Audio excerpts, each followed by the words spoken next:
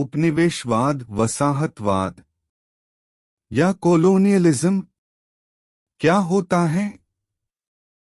किसी एक राष्ट्र के या राज्य के लोगों द्वारा दूसरे राष्ट्र के या राज्य के भूमि पर अथवा किसी एक भौगोलिक क्षेत्र के लोगों द्वारा किसी दूसरे भौगोलिक क्षेत्र के लोगों पर कब्जा करना, वहां अपनी बस्तियां स्थापित करना, उनका रखरखाव करना, उनका विस्तार करना और यह मान्यता रखना कि यह एक अच्छा काम है, उपनिवेशवाद कहलाता है, या अंग्रेजी में जिसे कॉलोनियलिज्म कहते हैं।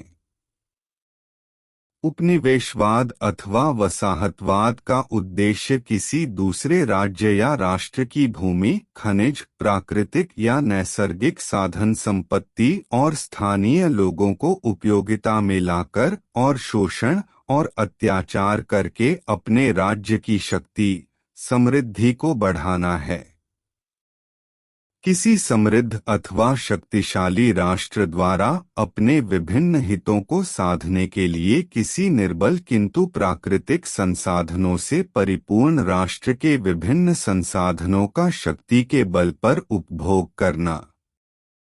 उपनिवेशवाद में उपनिवेश की जनता पर एक विदेशी राष्ट्र द्वारा शासन किया जाता है और उस शासित जनता को शासन में कोई राजनीतिक अधिकार नहीं होता। वे सभी क्षेत्र उपनिवेशों के तहत आते हैं जो विदेशी सत्ता द्वारा शासित हैं एवं जिनके निवासियों को पूरे राजनीतिक अधिकार प्राप्त नहीं हैं। वास्तविकता, किसी शक्तिशाली राष्ट्र द्वारा अपने फायदे के लिए किसी निर्बल राष्ट्र के शोषण को उपनिवेशवाद कह सकते हैं। इतिहास में 15वीं सदी से लेकर आज तक उपनिवेशवाद के ढेर सारे उदाहरण रह चुके हैं। इतिहास में 15वीं शताब्दी से लेकर 20वीं शताब्दी तक उपनिवेशवाद का काल रहा। इस काल में यूरोप के लोगों ने विश्व के विभिन्न भागों में उपनिवेश बनाए। पुर्तगाली लोगों ने 15वीं और 16वीं शताब्दी में दुनिया भर में आधुनिक दुनिया का पहला और सबसे लंबे समय तक रहने वाला औपनिवेशिक और वाणिज्यिक साम्राज्य बनाया। तुर्कों द्वारा कुस्तुनतुनिया पर अधिकार कर लेने के पश्चात स्थल मार्ग से यूरोप का एशियाई देशों के साथ व्यापार बंद हो गया। 15वीं शताब्दी तुर्की के साम्राज्य के उत्कर्ष की शताब्दी थी। यूरोप के दक्षिण पूर्व में तुर्की ने एक विशाल साम्राज्य अर्जित कर लिया था तथा तुर्की के द्वारा कुस्तुनतुनिया पर अधिकार कर लेने से यूरोप आतंकित हो उठा था। यूरोप के व्यापारियों के लिए कुस्तुनतुनिया से ही एशियाई देशों को मार्ग जाता था।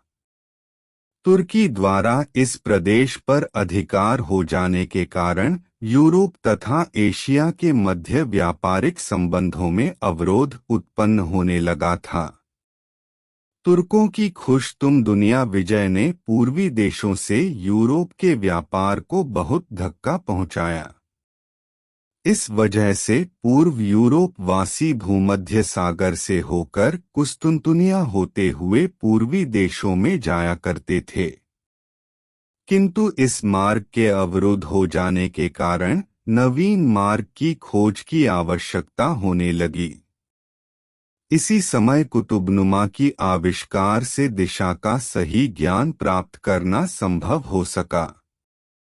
इटली, स्पेन तथा पुर्तगाल के साहसी नाविकों ने समुद्र पार करके नए नए देशों की खोज प्रारंभ की, जिसमें उन्हें अपूर्व सफलता प्राप्त हुई तथा संचार के विभिन्न भागों से यूरोप परिचित हुआ। इन देशों के साथ व्यापारिक संबंध स्थापित किए गए तथा अधिकांश भागों को शुरूवासियों ने उपनिवेशन के रूप में परिणत कर लिया। अपने व्यापार को निर्बाध रूप से चलाने हेतु नए समुद्री मार्गों की खोज प्रारंभ हुई।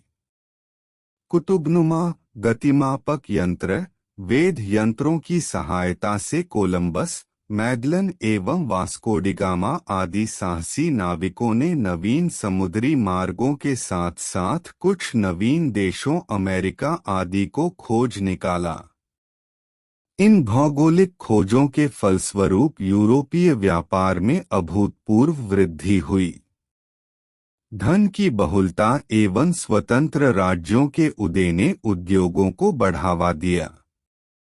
कई नवीन उद्योग शुरू हुए। स्पेन को अमेरिका रूपी एक ऐसी धन की कुंजी मिली कि वह समृद्धि के चरमोत्कर्ष पर पहुंच गया।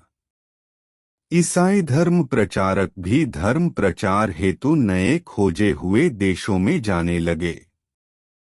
इस प्रकार अपने व्यापारिक हितों को साधने एवं धर्म प्रचार आदि के लिए यूरोपीय देश उपनिवेशों की स्थापना की ओर अग्रसर हुए और इस प्रकार यूरोप में उपनिवेश का आरंभ हुआ। इस काल में उपनिवेशवाद में विश्वास के मुख्य कारण थे लाभ कमाने की लालसा, मातृदेश की शक्ति बढ़ाना, मातृदेश में सजा से बचना, स्थानीय लोगों का धर्म बदलवाकर उन्हें उपनिवेशी के धर्म में शामिल करना। कुछ उपनिवेशी यह भी सोचते थे कि स्थानीय लोगों को ईसाई बनाकर तथा उन्हें सभ्यता का दर्शन कराकर वे उनकी सहायता कर रहे हैं। किंतु वास्तविकता में उपनिवेशवाद का अर्थ था आधिपत्य, विस्थापन एवं मृत्यु। उपनिवेश मातृदेश के साम्राज्य का भाग होता था, अतः उपनिवेशवाद का साम्राज्यवाद से घनिष्ठ संबंध है। उपनिवेशों की स्थापना के कारण व्यापारिक क्रांति में भौगोलिक खोजों ने महत्वपूर्ण भूमिका निभाई। इन भौगोलिक खोजों के साथ ही उपनिवेशवाद का आरंभ हुआ। स्पेन, पुर्तगाल, डच, फ्रांस एवं इंग्लैंड आदि यूरोपीय देशों ने सुदूर देशों में उपनिवेश स्थापित किए। यूरोप में उपनिवेशवाद के आरंभ के निम्नलिखित कारण थे। ट्रिपल जी नीति। भौगोलिक खोजों के फलस्वरूप कोलंबस द्वारा अमेरिका की खोज ने यूरोपीय देशों में स्वर्ण जैसी बहुमूल्य धातु के संग्रह की प्रतिस्पर्धा आरंभ की। स्वर्ण संग्रह की प्रतिस्पर्धा की स्थिति यह थी कि समस्त यूरोप में अधिक स्वर्ण, अधिक समृद्धि, अधिक कीर्ति का नारा बुलंद हुआ। अब समस्त यूरोपीय राष्ट्रों का प्रमुख ध्यान सोना, कीर्ति एवं ईश्वर अर्थात गोल्ड, ग्लोरी एंड गॉड पर केंद्रित हो गया। उपनिवेशों की स्थापना से यूरोपीय देशों को सोना भी मिला, कीर्ति भी फैली एवं धर्म का प्रचार भी हुआ। ट्रिपल जी नीति निःसंदेह उपनिवेशों की स्थापना का एक कारण अवश्य थी। कच्चे माल की प्राप्ति। व्यापारिक समृद्धि के फलस्वरूप यूरोपीय देशों में कई उद्योगों की स्थापना हुई। यूरोप में इन उद्योगों के लिए आवश्यक कच्चे माल की कमी थी। यूरोपीय देशों ने कच्चे माल की प्राप्ति हेतु प्राकृतिक संसाधनों एवं अफ्रीकी एवं एशियाई देशों में उपनिवेशों की स्थापना की। निर्मित माल की खपत। उद्योगों की स्थापना एवं कच्चे माल की उपलब्धता से औद्योगिक उत्पादन तीव्र गति से बढ़ा। चूंकि इस समय सभी यूरोपीय देश आर्थिक संरक्षण की नीति पर चल रहे थे, इस निर्मित माल को खपाने के लिए भी उपनिवेशों की स्थापना की गई। अर्थात प्रत्येक उपनिवेशों को शक्तिशाली राष्ट्रों द्वारा जबरन निर्मित माल की खरीद व कच्चे माल के निर्यात हेतु बाध्य किया गया। जनसंख्या में वृद्धि। यूरोप के विभिन्न देशों में औद्योगिकरण के परिणामस्वरूप नगरों की जनसंख्या में अत्यधिक वृद्धि हुई। कालांतर में अतिशेष जनसंख्या को बसाने के लिए भी उपनिवेशों की स्थापना को बल मिला। प्रतिकूल जलवायु। यूरोप वासियों को व्यापारिक प्रगति एवं नवीन देशों से संपर्क के फलस्वरूप कई नवीन वस्तुओं का ज्ञान हुआ। आलू, तंबाकू, भुट्टा आदि का ज्ञान उन्हें पूर्वी देशों के साथ संपर्क से ही हुआ। गर्म मसाले, चीनी, कॉफी, चावल आदि के भी अब वे आदी हो गए थे। प्रतिकूल जलवायु के कारण ये सभी वस्तुएं यूरोपीय देशों में उगाना संभव न था। यूरोपीय विशेषज्ञ अंग्रेज चाहते थे कि उन्हें ऐसे प्रदेश प्राप्त हो जाएं जहां इनकी खेती की जा सके। अनुकूल जलवायु वाले स्थानों में उपनिवेश स्थापना की विचारधारा को बल मिला। समृद्धि की लालसा। भौगोलिक खोजों के परिणामस्वरूप प्रारंभिक उपनिवेश पुर्तगाल एवं स्पेन ने स्थापित किए।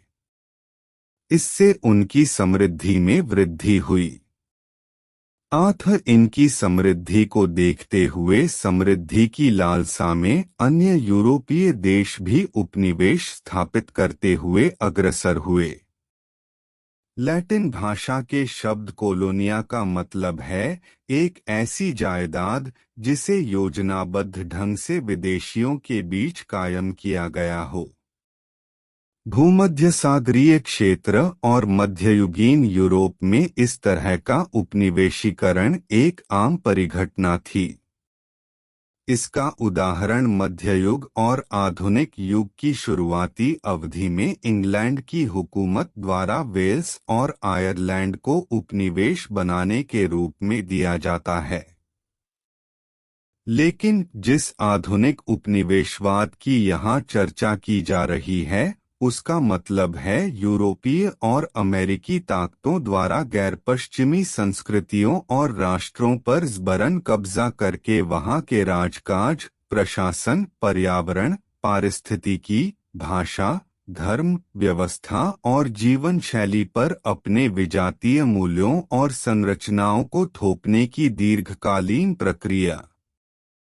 इस तरह के उपनिवेशवाद का एक स्रोत कोलंबस और वास्को डी गामा की यात्राओं को भी माना जाता है। उपनिवेशवाद के इतिहासकारों ने 15वीं सदी यूरोपीय शक्तियों द्वारा किए साम्राज्यवादी विस्तार की परिघटना के विकास की शिनाख्त 18वीं और 19वीं सदी में उपनिवेशवाद के रूप में की है। औद्योगिक क्रांति से पैदा हुए हालात ने उपनिवेशवादी दोहन को अपने चरम पर पहुंचाया। यह सिलसिला 20वीं सदी के मध्य तक चला, जब विउपनिवेशीकरण की प्रक्रिया के तहत राष्ट्रीय मुक्ति संग्रामों और क्रांतियों की लहर ने इसका अंत कर दिया। इस परिघटना की वैचारिक जड़ें वणिकवादी पूंजीवाद के विस्तार और उसके साथ साथ विकसित हुई उदारतावादी व्यक्तिवाद की विचारधारा में देखी जा सकती हैं। किसी दूसरी धरती को अपना उपनिवेश बना लेने और स्वामित्व के भूखे व्यक्तिवाद में एक ही तरह की मूल प्रवृत्तियां निहित होती हैं। नस्लवाद, यूरोकेंद्रीयता और विदेशी द्वेष जैसी विकृतियां उपनिवेशवाद की ही देन हैं। उपनिवेशवाद साम्राज्यवाद होते हुए भी काफी कुछ परस्पर व्यापी और परस्पर निर्भर पद हैं। साम्राज्यवाद के लिए जरूरी नहीं है कि किसी देश पर कब्जा किया जाए और वहां कब्जा करने वाले अपने लोगों को भेजकर अपना प्रशासन कायम करें। इसके बिना भी साम्राज्यवादी केंद्र के प्रति अधीनस्थता के संबंध कायम किए जा सकते हैं। पर उपनिवेशवाद के लिए जरूरी है कि विजित देश में अपनी कॉलोनी बसाई जाए। आक्रामक की विजितों बहुसंख्या प्रत्यक्ष के जरिए खुद को श्रेष्ठ मानते हुए अपने कानून और फैसले आरोपित करें। ऐसा करने के लिए साम्राज्यवादी विस्तार को एक खास विचारधारा का तर्क हासिल करना आवश्यक था।